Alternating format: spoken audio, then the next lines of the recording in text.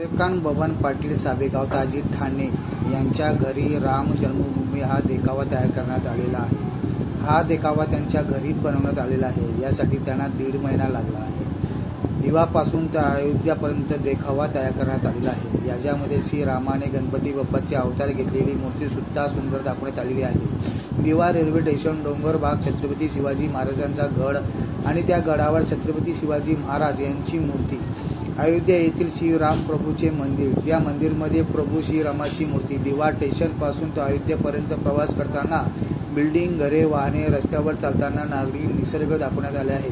मुख्य म्हणजे सर्वांना आकर्षण करणारी चालती रेल्वे सर्वांना आकर्षित करीत आहे।